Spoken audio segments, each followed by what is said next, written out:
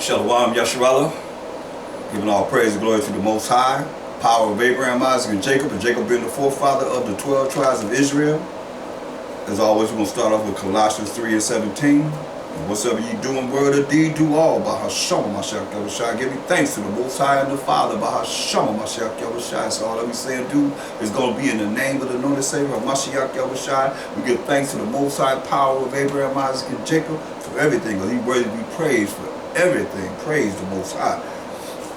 And we're dealing with the closing of the Feast of Dedication. And I want to let everyone know that Mashiach Yahushua honored it. Who the world calls Jesus Christ. Go to St. John 10:22.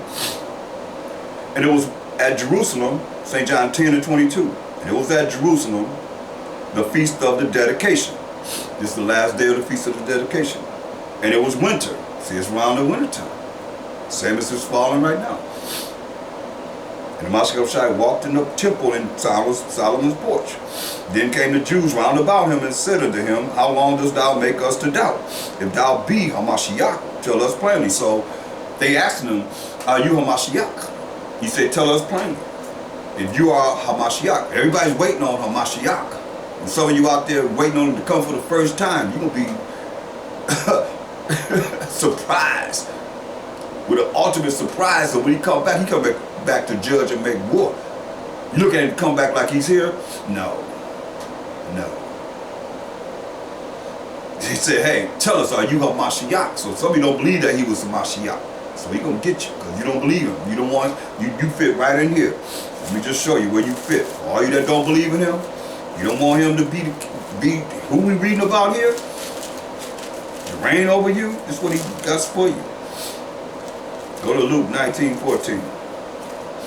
Luke 19:14. But his citizens hated him. So he wasn't loved. It said his citizens hated him. And sent a message after him saying, we will not have this man to reign over us. So some of you, you look at Mashiach Yahushua just another prophet and not the Son of the Most High. And he haven't came yet. The Messiah, the anointed Savior. So some of the citizens hated him and said, we would not have this man to reign over us, right? So this is what he got to say to you. And some of you right today that believe this is what he got to say to you. Verse 27, Luke 19:27. But those mine enemies, so he called you his enemy. If you don't accept him for already have came and died for the sins of the 12 tribes of Israel. He said, but those mine enemies, which would not that I should reign over them, he said, bring them in front of me, and slay them before me. He said, and kill them before me. That's what Mashiach Yahushua is saying. That's going to happen. Future prophecy. So it behooves you to accept him for who he was and is and shall ever be. Going to John 10:24 again. Then came the Jews round about him and said unto him, How long dost thou make us to doubt? If thou be Hamashiach, that's the Christ in Hebrew, Hamashiach, but that's the anointed, the Messiah, not the Christ, because they made up Jesus Christ. They created that word, or that title. Tell us plainly, right? Mashiach answered them, I told you. So he's letting you know that he is Hamashiach, without a shadow of a doubt. He said, I told you. And you believe not, like some of you out there don't believe. So therefore you don't love him. He said, I told you, you believe not. The works that I do in my Father's name. He came in the Most High's name. The power of Abraham, Isaac, and Jacob. That's his name forever, no more to all generations. They bear witness of me. But ye believe not, because ye are not of my sheep, as I said unto you. So all you that don't believe in him, you're not of his sheep. My sheep hear my voice, and I know them, and they follow me. He says, sheep hear his voice, and he knows us. And the sheep gonna follow Hamashiach Yahushua. And I give unto them eternal life, So you're missing out on eternal life. So if you don't get eternal life, what you gonna get? Hell fire. The lake of fire. You're gonna be melted. And then melted again. And again and again and again. And the worms gonna eat you up. Continually, continually, continually. My sheep hear my voice, and I know them, they follow me, and I give unto them eternal life, and they shall never perish. See that? They gonna never perish. Neither shall any man pluck them out of my hand. So you already plucked out of his hand, because you ain't never been in his hand, because you ain't never believed. If you don't believe that he is a Mashiach, the anointed, the Messiah. My Father which gave them me. So the most I have to give Mashiach Yahushua to you is greater than all. So therefore they're not the same. He's telling you he's greater than all. And no man is able to pluck them out of my Father's hand. He said, I and my Father are one. They agree. So when you go into, y'all, a lot of y'all say, oh, that's that Old Testament God.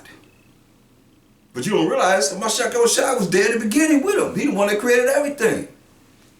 He was right there in Genesis 1 and 1. But what happened to him? I mean, look at Ephesians 3 and 9. I mean, that's a good question, you know, that most people don't really know, because they don't really know these scriptures like you should. Ephesians 3 and 9. And to make all men see what is the fellowship of the mystery, something that's unknown, which from the beginning, that's the beginning of the world, that's Genesis 1 and 1, in the beginning, have been hid in the Most High. It's a mystery, a secret that the Most High has hid in himself, who created all things by a Mashiach Yahushua. So what happened to him after Genesis 1 and 1? I revealed it through the Spirit many a time. So those that have studied or looking at this should know. Until you say I'm in the volume of the book, because it's written of me. So let's go before. Let's go into, since we're dealing with the Feast of Dedication, let's go before Mashiach Yahushua came in the flesh to show us the righteous way of the Most High and to die for the sins of the 12 tribes of Israel. Let's go into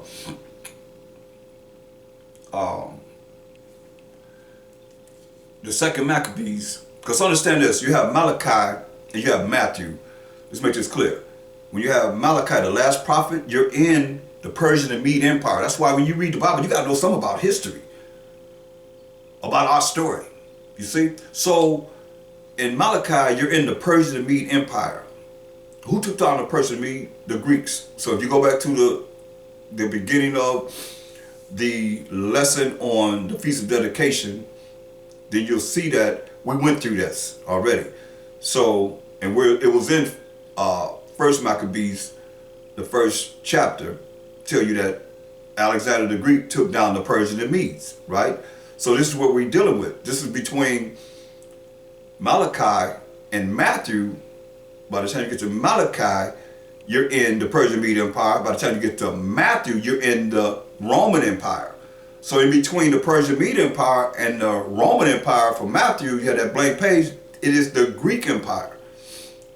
So if you're not going to even, I mean, that's why I say they're not teaching you history when you read the Bible, but the Bible is a historical book. I mean, from the beginning, it's in the beginning. What's before the beginning? People. Nothing. People talk about before the Bible. Come on, and nothing's before the Bible, because the Bible starts with in the beginning. There is no earth. There is no world as you see it now. So, here we are in the Greek Empire, and we went through wicked Antiochus, Epiphanes, where wicked Israelites were joined to learn and follow the religion that the so-called white man, Antiochus Epiphanes, has set up for them to follow. So let's look at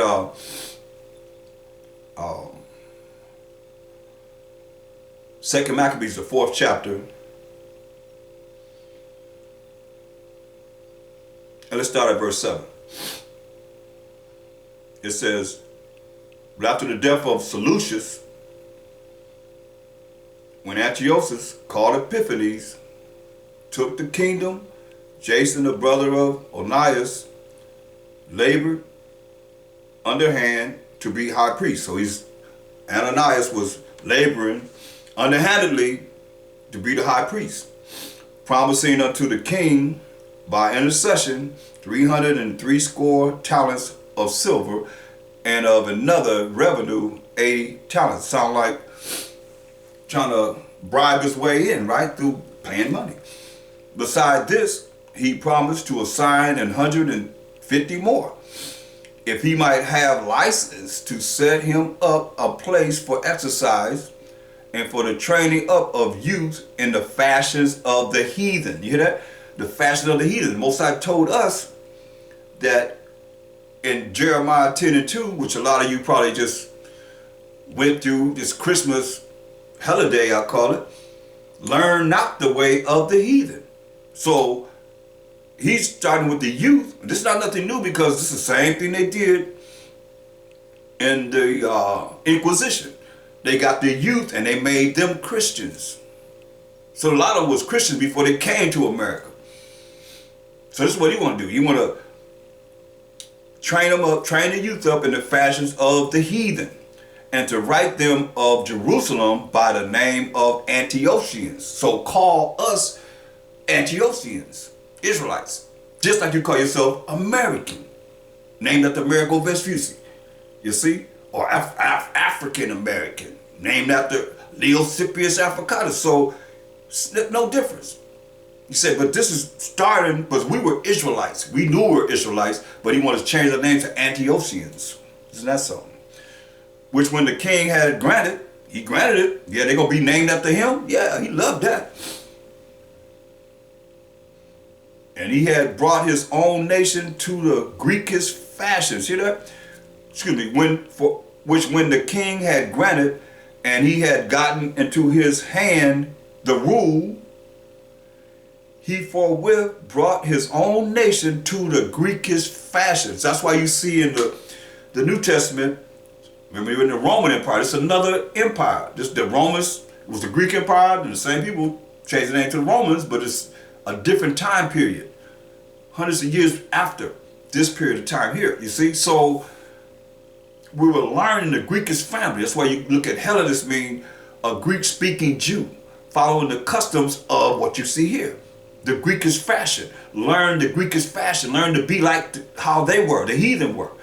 He already said, stop following the laws of the Most High. You follow the laws of the Most High, they'll put you to death. So they burned all the books that they could find, all the testimonies of the Bible, they burned them up under the Greek Empire, the so-called white man's first empire. This is what he did.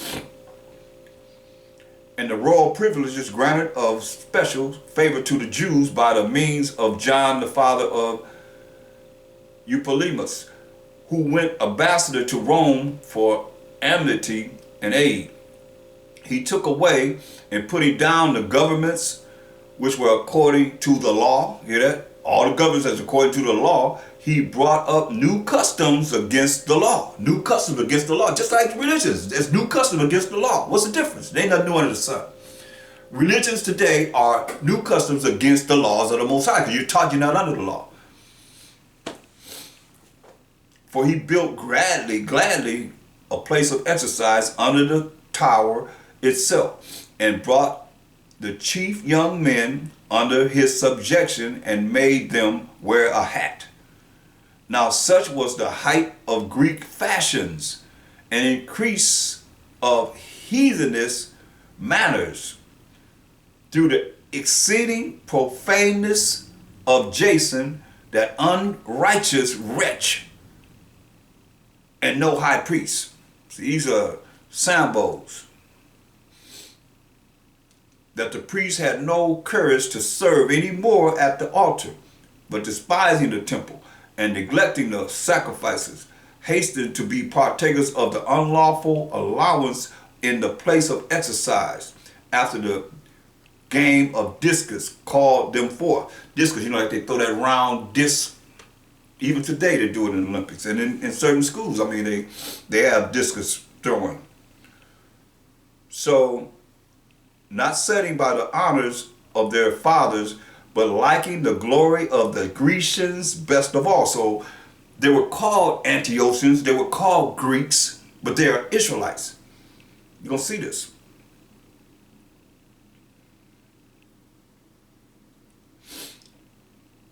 by reason whereof sore calamity came upon them. For they had them to be their enemies and avengers, whose custom they followed so earnestly, and unto whom they desired to be like in all things. See? They wanted to be like these Greeks in all things. Every way, shape, or form. They wanted to be Edomanized. That's what I like to say. They just want to be Edomanized. For it is not a light thing to do wickedly against the laws of the Most High. It's not a light thing. You got to hear what he's saying. It's not a light thing unto this day to do wickedly against the laws of the Most High. But the time following shall declare these things. Now when the game that was used every 5th year was kept at Tyre, like they have the Olympics, every so many years. Same thing. I mean, it's the same customs.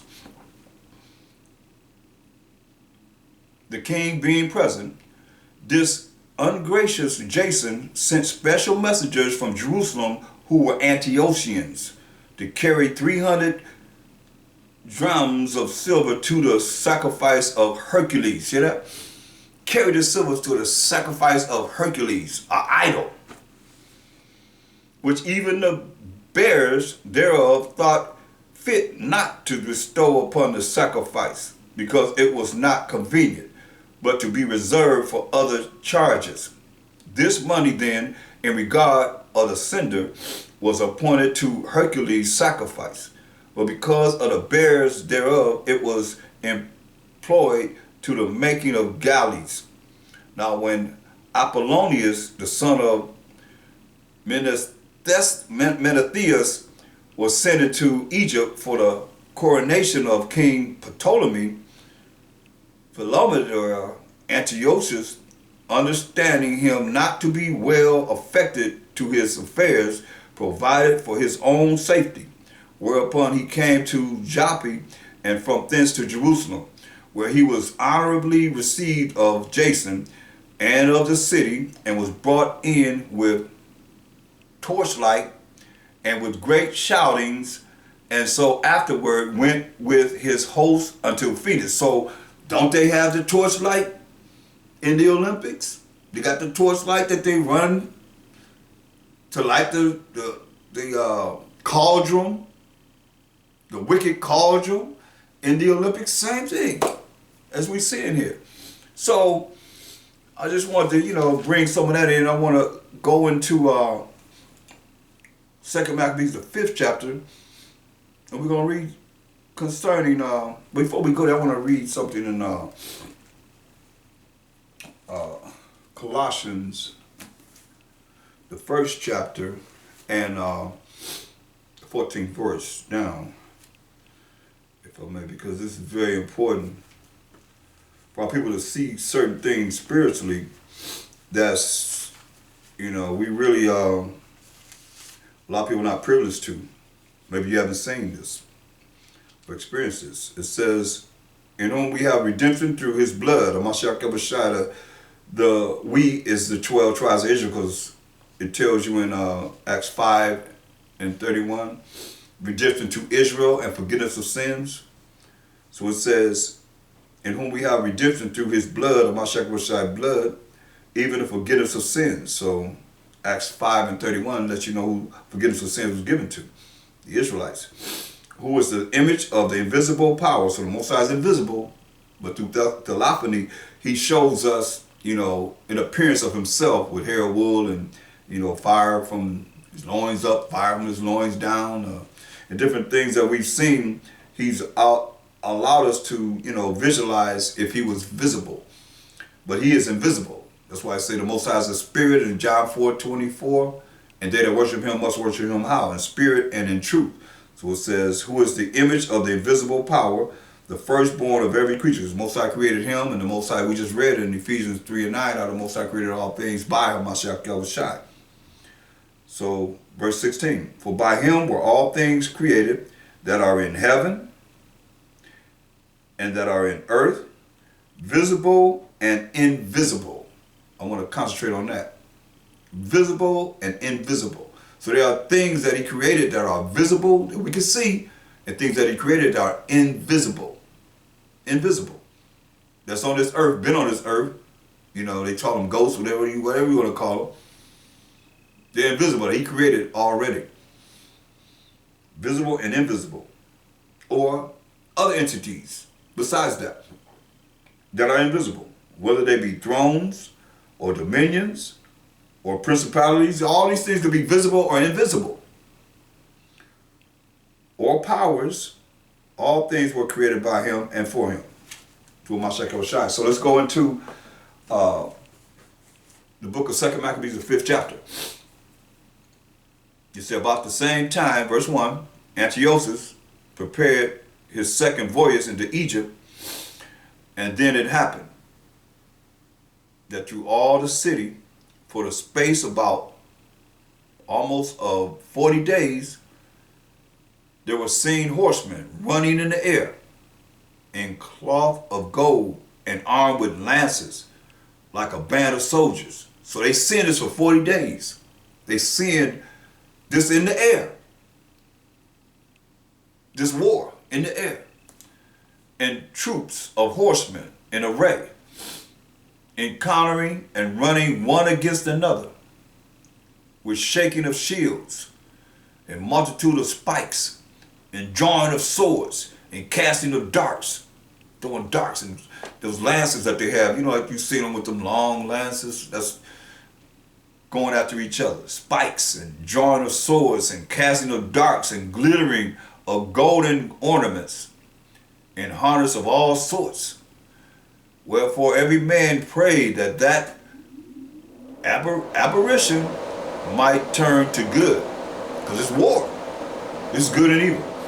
So you say they just fighting in the air. It's like one side is good, one side is evil. These things are happening all the time between good and evil. Just we can't see it, but it's in the air. But they seen it. Most High, for 40 days, he allowed them to see this. Now when there was gone forth a false rumor, as though Antiochus had been dead, Jason took at the least 1,000 men, and suddenly made an assault upon the city. And they that were upon the walls being put back, and the city at length taken, Menelaus fled into the castle. But Jason slew his own citizens without mercy, not considering that to get the day of them of his own nation would be a most unhappy day for him. But thinking they had been his enemies and not his countrymen whom he conquered. Howbeit, for all this he obtained not the principality, but at the last received shame for the reward of his treason, and fled again into the country of the Ammonites. So he went amongst the Ammonites, who are the indigenous Japanese. In the end thereof, therefore, he had an unhappy return, being accused before Aridus, the king of the Arabians, fleeing from city to city.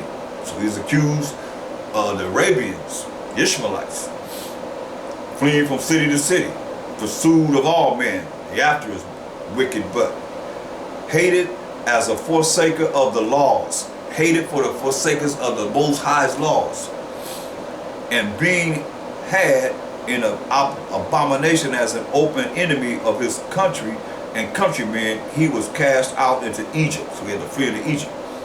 Thus he that had driven many out of their country perished in a strange land, retiring to the Lacedaemonians, and thinking there to find secure or safety by reason of his kindred.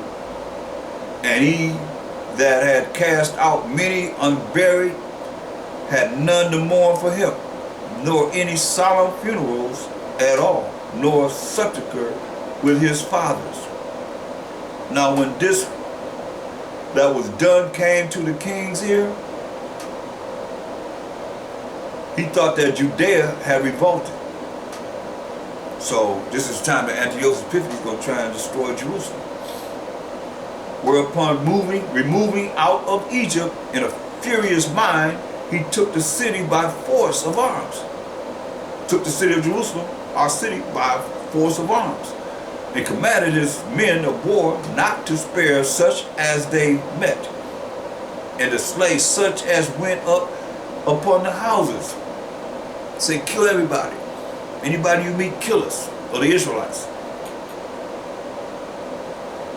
Thus there was killing of young and old, making away of men, women, and children, slaying of virgins and infants, all of it, virgins and babies. Kill us all. And they were destroyed within the space of 3 whole days, 80,000. You know how many that is? 3 days, he killed 80,000. 40,000 were slain in the conflict, and no fewer sold than slaves. Sold us into slavery. Yet was he not content with this, but presumed to go into the most holy temple of all the world. Meaning us, that traitor to the laws and to his own country, being his guide, and taking the holy vessels with polluted hands, meaning them taking our holy vessels, saying that their hands is polluted, to even touch them, and with profane hands pulling down the things that were dedicated by other kings to the augmentation and glory and honor of the place, he gave them away. And so haughty was Antiochus in mind. Maybe this Edomite was prideful in his mind, that he considered not that the Most High was angry for a while for the sins of them that dwelt in the city, and therefore his eye was not upon the place, because we had sinned against the Most High, lost His commandments, so the Most High was angry against the place of where we were residing, and allowed this to go down. For had they not been formerly wrapped in many sins, this man, as soon as he had come, had forthwith been scourged and put back from his presumption, as Heliodorus was, whom Seleucus the king sent to view the treasury. Nevertheless, the Most High did not choose the people for the place's sake, but the place for the people's sake. See, Most High didn't choose the people for the land, but the land for our sake, the Israelites. And let me show you give you an example of what it says since we're in the Apocrypha. Go to Judah 5:19 to show you that how the Most High was displeased with us. Therefore, we were punished. He allowed us to go down because we broke his laws. The king's commandment was that we would break his laws, break the Most High's laws. But let me show you right quick what was told concerning us in go to Judah 5:19. It said, well, let's start at 17. And once they sinned, talking about we the Israelites, not before their power, they prospered. When we didn't sin before the Most High, we prospered. Because the Most High that hated iniquity or wickedness or sins was with them. He was with us. That's why we coming back to the law, statutes, commandments, the Most High going to be with us. This is what they don't want. See, they don't talk about the Israelites telling people to be righteous and keeping the laws of the Most High. They talk about all the other things they can say that the prophecies say that's going to happen, that we're reading concerning what's going to happen to everyone. Nobody cares about what happened to us and what's happening to us. It's all about what's going to happen to them, as the prophecies say. We didn't write it. It's written, though, as you see here. The heathen know. And once they sinned not before their power, they prospered. That's why Joshua 1:8 says, this book of the law shall not depart out of thy mind, but thou shalt meditate therein day and night, that thou may be prosperous and have good success. Because the Most High that hated iniquity, hated sins, was with them. But when they departed from the way which he appointed them, that's his laws, statutes, and commandments, they were destroyed in many battles, very sore, and were led captives into a land that was not theirs. and the temple of their power was cast to the ground, and their cities were taken by the enemies, not by the friends, by the enemies. But now are they returned to their power, just like we return to our power now. Following his laws, statutes, commandments, having faith in the Mashiach Yahushua, going to the Most High on our behalf, and are come up from the places where they were scattered, and have possessed Jerusalem, where their sanctuary is, and are seated in the hill country, for it was desolate. Now therefore, this is what the heathen is telling the officer or the governor. Now therefore, my lord and governor, if there be any error in this people, and they sin against their power, let us consider that this shall be their ruin. So when you look at religion, or these religions telling you you're not under the law, you have to follow the laws, you're going to be ruined. Whether you see it now or you see it when you're dying, be cast into the lake of fire or hell, where you suffer with pain and suffering. One way or the other. This is what these religions are saying. If any religion is saying that you don't have to follow, what they're saying is you don't have to follow the Most High, but you got to follow what man has taught in their demonations, or that's right, you call them denominations, but you change the M to the N, and the N to the M, you got demon and nation. So here we are, letting you know, he's telling you.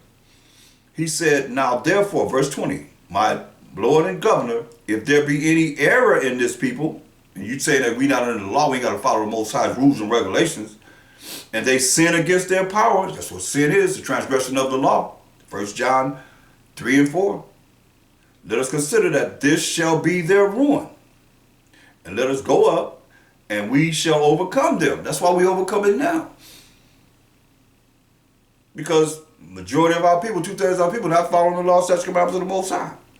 But if there be no iniquity in their nation, we're following the laws of the Most High. We're not sinning against the Most High. Let my Lord now pass by. You better leave them alone. Pass them by.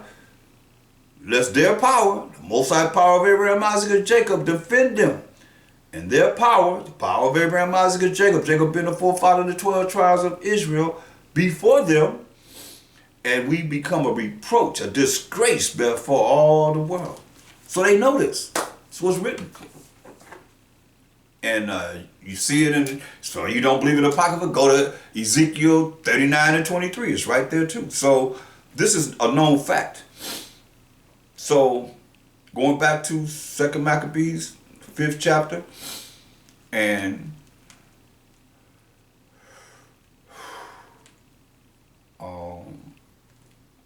verse 19, nevertheless, the Most High did not choose the people for the place sake, but the place for the people's sake, the land for our sake, the children of Israel, to put us on their land.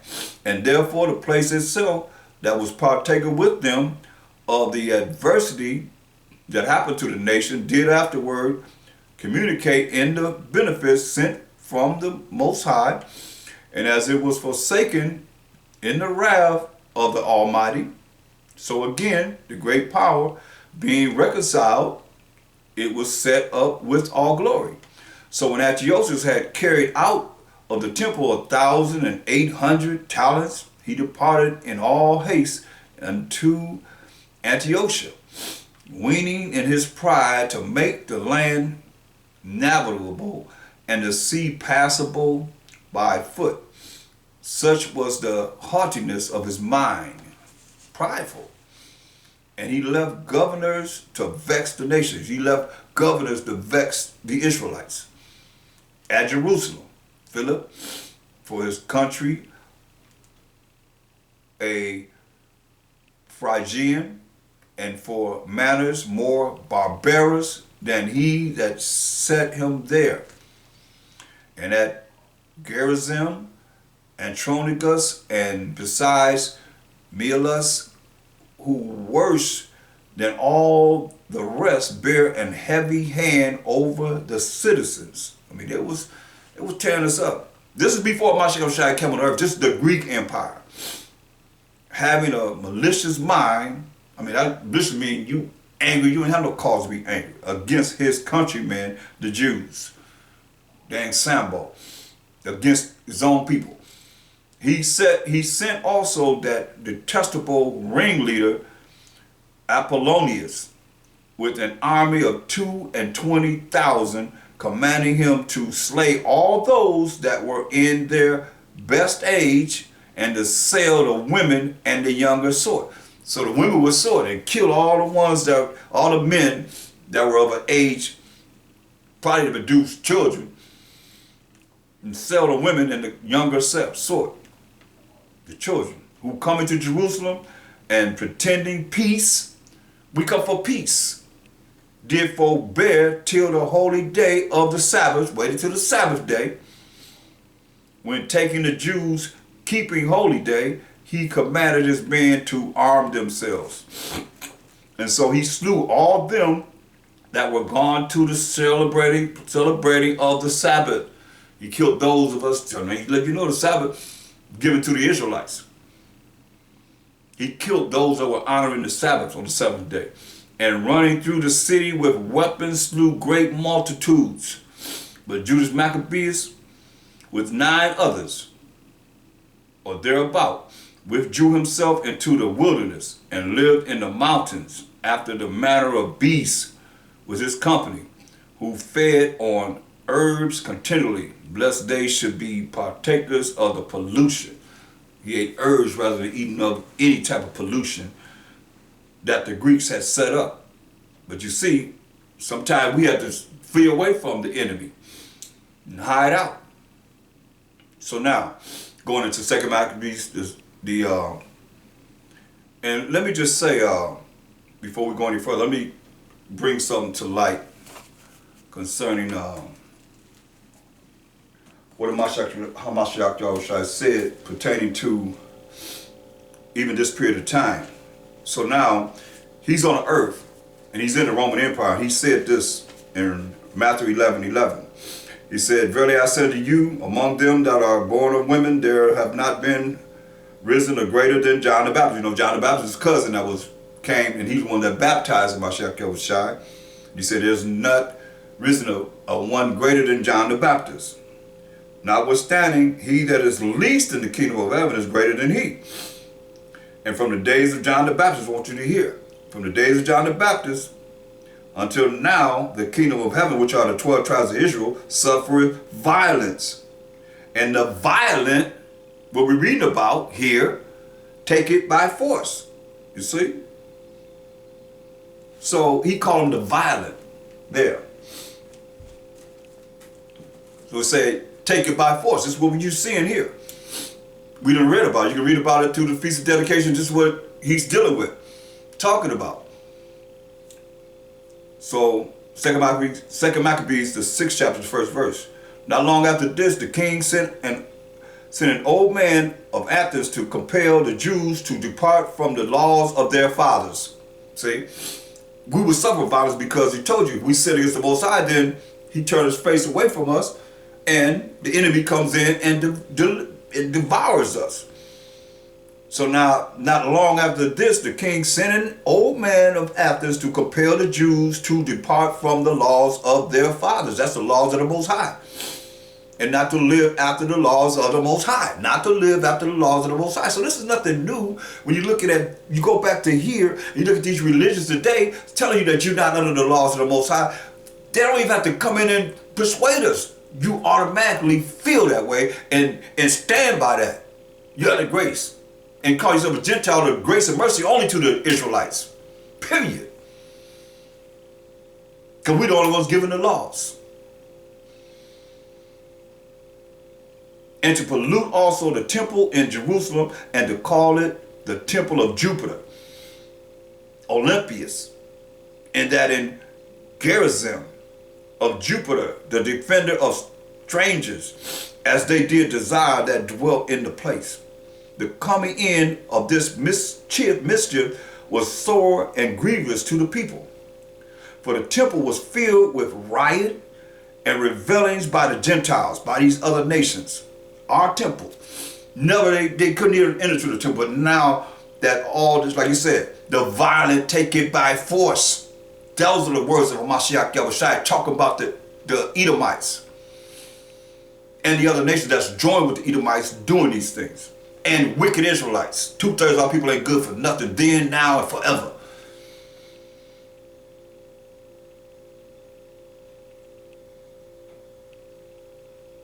It says, verse 3, the coming in of this mischief was sore and grievous to the people. For the temple was filled with riot and revelings by the Gentiles who dallied with harlots, that's prostitutes, in our temple, in our church, and had to do with women within the circuit of the holy places, meaning having sex in the church. And besides that, brought in things that were not lawful. Swine, we read about that in the first chapter of Maccabees. Swine and unclean beasts and so forth. And homosexuality and all the things that's contrary to the laws too. The altar also was filled with profane things which the law forbidded. Listen, verse 6. Neither was it lawful for a man to keep Sabbath days or ancient feasts. So the feast days was finished. Wasn't lawful to keep the feast days. They're getting rid of you under the law. Right here. They don't have to do this now. People are born in this world believing the lie in your demon nations. Yeah, I said it. Demon nations. Those that know what I'm saying. You that don't know, you better figure it out. You better move them letters over. I told you how to do it. So here it is. Man. Listen, neither was it lawful for a man to keep Sabbath days or ancient feasts, or to profess himself at all to be a Jew. That's why you see Jew and Gentile, to the Jew and to the Greek. Because Israelites were Gentiles like you are today. We tell you you're an Israelite. No, I'm a Gentile. Like you are today. Our people, that's Israelites. And by the time Mashiach come on the earth, you talk about they children been raised to be you're Gentiles. You're Greeks. You're the Greeks. You're Hellenists. You're Greek-speaking Jews. You follow the custom of the heathen. We're reading about it. Go to the Feast of Dedication that I've already covered. You'll see this is what we've been doing from then on. That's why it tells you in 1 Maccabees 1 and 9, when the Israelites were under these Greeks, it say, evils will multiply in the earth, and wicked men of Israel started to be wicked with learning the way of the heathen. When the Most High told us in Jeremiah 10 and 2, learn not the way of the heathen. So don't learn their way. Don't make no covenant with them. Don't make no agreements with them. Leave them alone. Because they're going to turn your mind away from following the Most High, which it is today. Because how you going to follow the Most High? You tell him you ain't got to do what he say do. And the Mashiach said in St. John 10 and 30, we just read, he said, I and my Father are one. They agreed. You ain't going to run to him. And he going to dismiss what the Most High said. He came in his Father's name. What you think that means? He's following just what the Most High say. He's watching what the Most High do. He's doing just what the Most High would have him do. Period. Here, our people don't call themselves Greeks. Here, it's the law for any man to call himself a Jew, or to profess himself at all to be a Jew. In the day of the king's birth, every month, they were brought by bitter constraint to eat of the sacrifices. And when the feast of Bacchus was kept, the Jews were compelled to go in